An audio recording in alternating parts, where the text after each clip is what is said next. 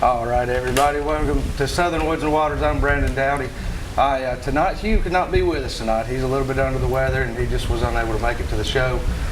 We have a great show for you tonight, and we're going to be talking a little bit of elk hunting tonight, and that's not something that we get to cover a whole lot here in Tennessee, so I've been really excited about this. I've got Miss Kim Mayfield here with me tonight, and she was one of the lucky recipients of the 2017 Elk Tags in the drawings this past year. And she was able to draw a tag and go hunt in the North Cumberland WMA area there. And she also has with her tonight, she's got a couple of other guys. We've got Mr. Rick Taylor with us tonight, and also Jason Langford. And these two guys went out of their way to help Miss Kim on her journey and make her be successful on that hunt. So I just want to kind of start out just a little bit of introduction. Where are you from in Tennessee? Etowah, Tennessee. Etowah, Tennessee.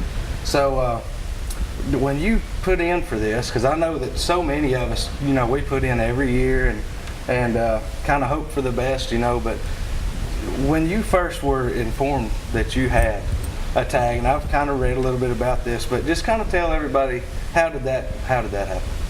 Well, excuse me, I'm a little under the weather too.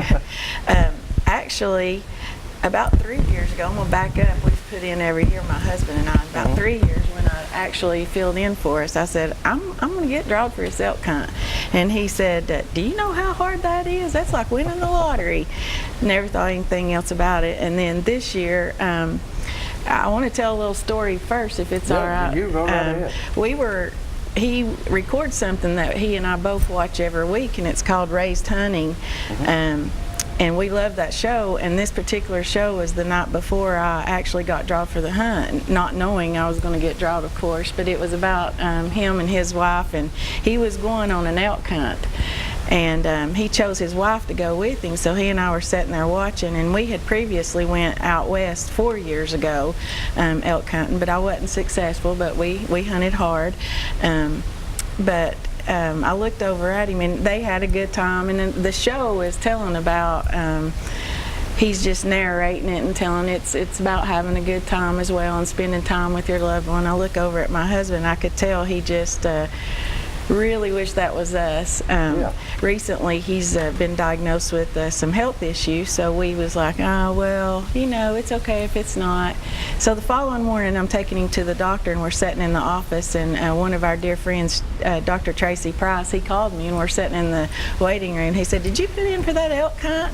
And I said, yeah, I did. And he said, I swear they just called your name out live. And he had his secretary to back it up, and sure enough, wow. They called my name, and we were ecstatic. So were you contacted at that point by TWRA? Or just shortly after that, Brad, the guy that's over it, had called me. And Brad Miller, now he's the biologist that's kind of in charge of the elk, I guess the elk program in general. And they've done an excellent job with these.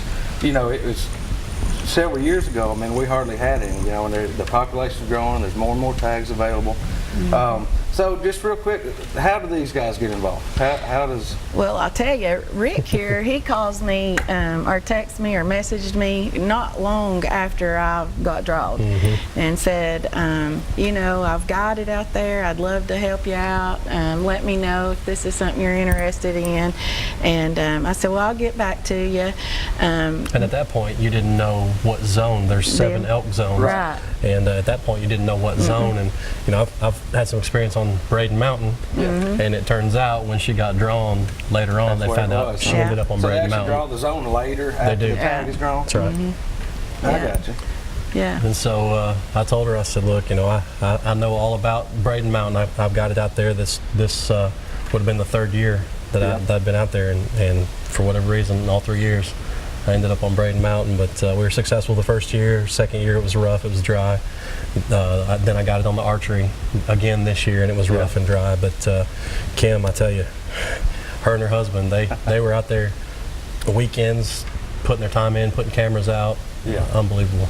Yeah. So you can go in and do pre-scouting and things like that. You have after I got drawn. Well, then I got drawed for the hunt, and I hadn't told him I'd be able to or whatever yet. But my husband and I knew that I'd have to have that one person that could stick it out with me the whole week. So I actually started messaging Brad. I don't think they really thought, they probably thought, well, this woman's just put in a hunt hoping her husband would get to go, but it wasn't like that. I was pumped up, I was excited. Brad was tickled to death that I was so excited about the hunt.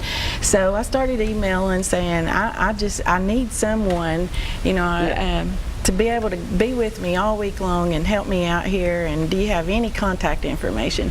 So I emailed a couple of people, ended up with Jason Langford's name, emailed him. I said, okay, look, I'm not playing here. I'm a legit hunter, and I really need somebody that will stick it out. Is this anything you're interested in, or can you help me in any way? And he did, and he did, and he... The email said, I'll never forget it, said, the top line was, Kim Mayfield needs your help. and that's what it was. It was a bulletin. You stepped up to the plate. And So you ended up, I guess, taking a week off of work, basically, and when it came time for the hunt, and went in there and hunted with her. I've looked through a lot of the photos and read a couple different articles and things. It looks like it was a very interesting hunt. I mean, not just that it was successful, but that you guys had a good time. I mean, y'all saw a lot of other critters and a lot of pretty sights. Yeah, that being said, you know, elk hunting is not a one-man job. Right. This is a team effort. You've got to have really good help, knowledgeable people. The guy that called me, Dr. Tracy Price, he and his wife came up with us a couple of weekends and scouted with us, and we hiked and looked over the whole zone there. And But it's 6,000 acres, 6,363 acres that was her zone. Yeah. And to be able to navigate that, and you know, and so there's 100 per zone. Per Is that zone, how it works there? And you know, to be able to navigate that land and find elk sign on that, it's not a just walk in the park. You got to figure out how to get to them. Well, that's the big deal. I mean, you know, just to even be able to find sign on Brayton Mountain alone. Like I said, I've been there 3 years, and to be able to locate an elk on that place, it's. So you got to go through the process of trying to get the tag, you know, and then you get your area, then you start your scout. So I mean, this is something this don't happen overnight. I mean, this was probably months. I assume. When was the drawing? When were the results released? I don't remember exactly what month it was. Would it have been in August? August. I think it was the end of So you August. had a few months to prepare, and the hunt ended up being on about 6 weeks, because I think we went up about 6 weekends before the hunt, October the 14th through the 20-something. I was there the week prior on the archery, and then the yeah, rifle that's was the first time I met. That's right. So I was guiding the archery, opening day archery, and we get up to the trailhead where I was going to take my guy in, and there was a truck sitting there, and I was like, who's that? Kim and her husband were sitting in the truck waiting, and they're like, well, you should have been here. Yeah, we should have been there. we were late. I tell you, we're gonna go over here. We've got to do our weekly wild game forecast. This week's weekly wild game forecast has been brought to you by our good friends over at Wilson Bacon Trust. We thank those guys for everything they do. They do so much for us and for the community there. Matter of fact, they've got their home and garden expo is coming up on the 9th and 10th of February. So we want to remind everybody to get out there and check that out. They've got a lot of things going on there. You know, as far as this week, you know, deer season, it's about the coming to the end. That's the end of that. You know, we've got one more day tomorrow. If you're in Unidale, you can go hunt antlerless deer on private land.